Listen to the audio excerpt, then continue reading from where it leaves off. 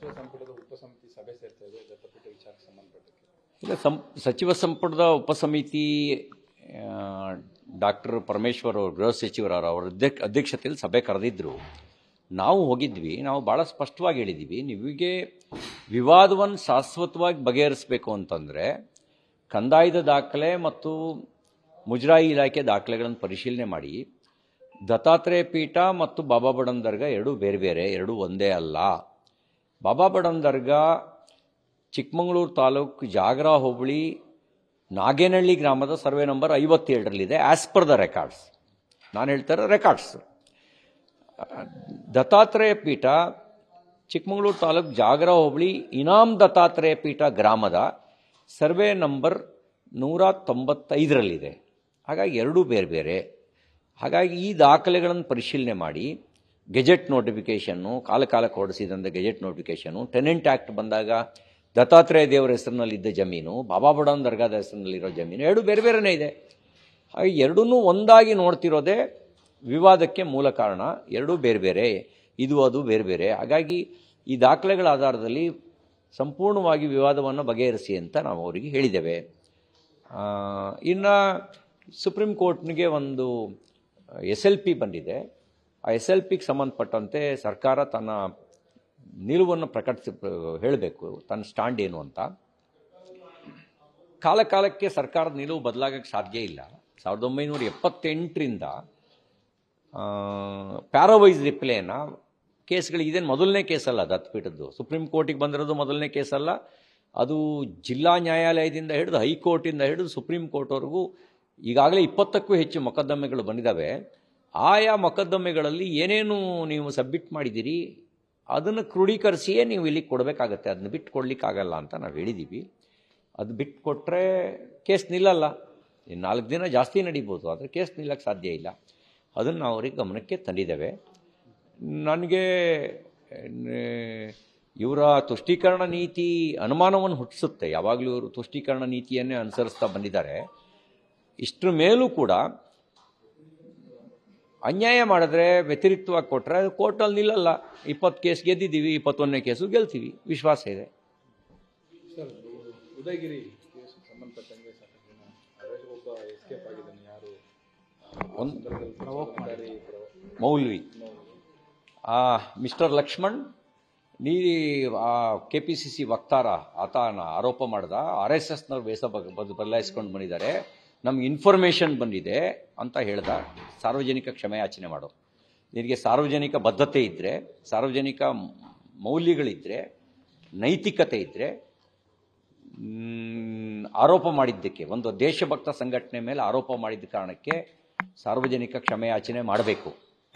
ಇಲ್ಲದೇ ಇದ್ದರೆ ಇಂಥ ಸುಳ್ಳು ಹೇಳೋರನ್ನ ಬೆಳೆಸ್ತಾ ಇದ್ದೀರಿ ಅನ್ನೋದು ಅಪಕೀರ್ತಿ ಕಾಂಗ್ರೆಸ್ಸಿಗೂ ಬರುತ್ತೆ.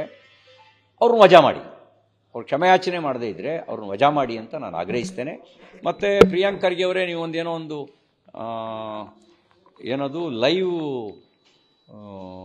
ಎಂಥದೋ ಒಂದು ಒಂದು ಸಂಸ್ಥೆ ಮಾಡ್ಕೊಂಡಿದ್ದಾರಲ್ಲ, ಸುಳ್ಳು ಪತ್ತೆ ಸುಳ್ಳು ಪತ್ತೆ ಮಾಡೋದಕ್ಕೆ ಒಂದು fact check committee.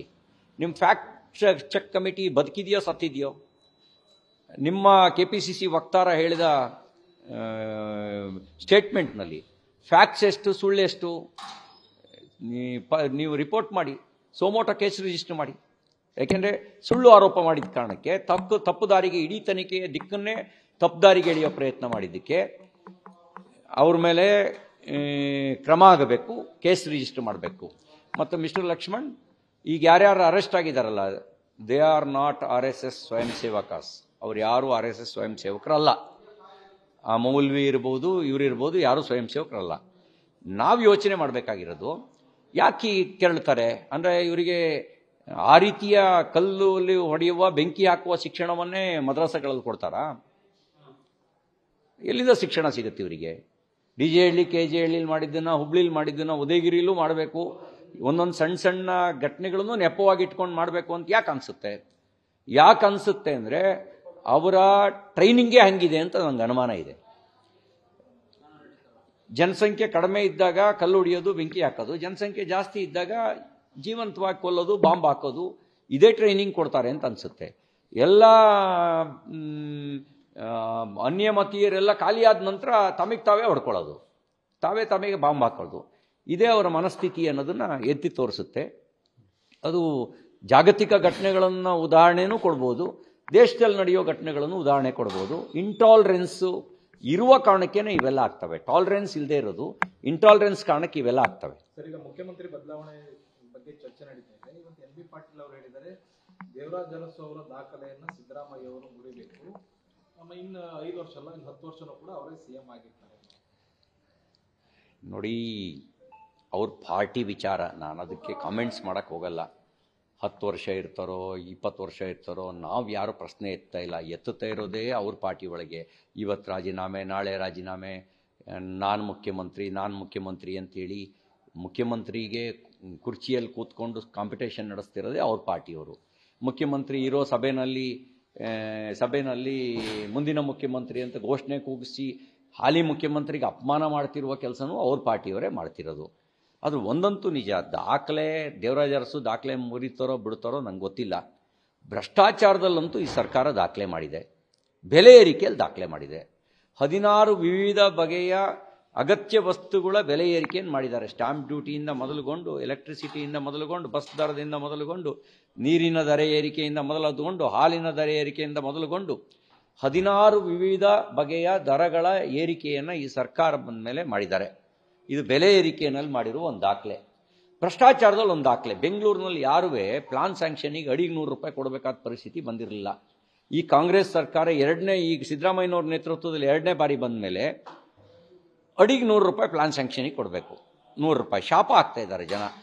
Occupation certificate ತಗೊಳ್ಬೇಕು ಅಂತ ಹೇಳಿದ್ರೆ ಇವರ ಅಪ್ಪನ ಆಸ್ತಿಲಿ ಪಾಲ್ ಕೇಳ್ದಂಗೆ ಕೇಳ್ತಾರೆ ಅಂತ ಬಿಲ್ಡರ್ಸು ಭಯಭೀತರಾಗಿದ್ದಾರೆ. ಈಗ ಈ ಅಪ್ಪನ ಆಸ್ತಿಲಿ ಪಾಲ್ ಕೇಳೋದು ಯಾರು? ಒಂದೇ ತಾಯಿ ತಂದೆ ಹೊಟ್ಟೆಲ್ ಹುಟ್ಟಿದ್ದರು ಪಾಲ್ ಕೇಳ್ತಾರೆ ಅಪ್ಪನ ಆಸ್ತಿಲ್ ಪಾಲನ್ನ. ಇವರು ಅಪ್ಪನ ಆಸ್ತಿಲ್ ಪಾಲ್ ಕೇಳಿದಾರ ಥರ ಆಕ್ಯುಪೇಷನ್ ಸರ್ಟಿಫಿಕೇಟಿಗೆ ಕೇಳ್ತಿದ್ರಂತೆ. ಇದು ಭ್ರಷ್ಟಾಚಾರದಲ್ಲಿ ಮಾಡಿರುವಂಥ ದಾಖಲೆ. ಅತಿ ಹೆಚ್ಚು ಸರ್ಕಾರಿ ನೌಕರರು ಆತ್ಮಹತ್ಯೆ ಮಾಡಿಕೊಂಡ್ರ ಕಾಲಘಟ್ಟನೂ ಈ ಸರ್ಕಾರದ ಅವಧಿಯಲ್ಲಿ ಅತಿ ಹೆಚ್ಚು ಸರ್ಕಾರಿ ನೌಕರರು ಆತ್ಮಹತ್ಯೆ ಮಾಡಿಕೊಂಡಂಥ ದಾಖಲೆ ಇವ್ರದ್ದು. ಹಾಗಾಗಿ ಈ ಎಲ್ಲ ದಾಖಲೆಗಳನ್ನು ಮುರಿದಿದ್ದಾರೆ. ಬರೀ ಎಷ್ಟೋ ದಿನ ಅಧಿಕಾರದಲ್ಲಿ ಇರ್ತಾರೆ ಅನ್ನೋ ದಾಖಲೆ ಅಲ್ಲ, ಇವರು ಭ್ರಷ್ಟಾಚಾರದ ದಾಖಲೆ, ಬೆಲೆ ಏರಿಕೆ ದಾಖಲೆ, ಇದರಲ್ಲಿ ಎಲ್ಲರ ದಾಖಲೆಯನ್ನು ಈಗಾಗಲೇ ಮುರಿದಿದ್ದಾರೆ. ಇನ್ನು 40% ಆರೋಪ ಅಂತಿದ್ರಲ್ಲ, 100% ಲೂಟಿ, 100% ಲೂಟಿ, ಅಲ್ಲೂ ದಾಖಲೆ ಮಾಡಿದ್ದಾರೆ. ಸರ್, ಈಗ ನಿಮ್ಮ ಪಕ್ಷದಲ್ಲೂ ಕೂಡ ಬಂಡಾಯ ತಾರಕಕ್ಕೆ ಇರ್ತಾ ಇದೆ ರಾಜ್ಯಾಧ್ಯಕ್ಷರ ಬದಲಾವಣೆ ವಿಚಾರದಲ್ಲಿ. ಈಗ ಯತ್ನಾಳ್ ಅವರು ಕಳೆದ ವಾರದ ಬಂದು ಇಲ್ಲೆಲ್ಲ MP ಬೇರೆ ಬೇರೆ ನಾಯಕರನ್ನೆಲ್ಲ ಭೇಟಿಯಾಗಿ ಹೋಗಿದ್ದಾರೆ. ಇದು ಅವ್ರಿಗೆ ನೋಟಿಸ್ ಕೂಡ ಈಗ ಇಶ್ಯೂ ಆಗಿದೆ. ಇವತ್ತು ಲಾಸ್ಟ್ ಡೇಟ್ ಹೋಗುತ್ತೆ. ನಾನು ಒಂದು ಲಕ್ಷ್ಮಣ ರೇಖೆ ಹಾಕ್ಕೊಂಡಿದ್ದೀನಿ. ಪಕ್ಷದ ಆಂತರಿಕ ವಿಷಯಗಳಿಗೆ ವಿದ್ಯಮಾನಕ್ಕೆ ಸಂಬಂಧಪಟ್ಟಂತೆ ಪ್ರತಿಕ್ರಿಯಿಸೋದಿಲ್ಲ.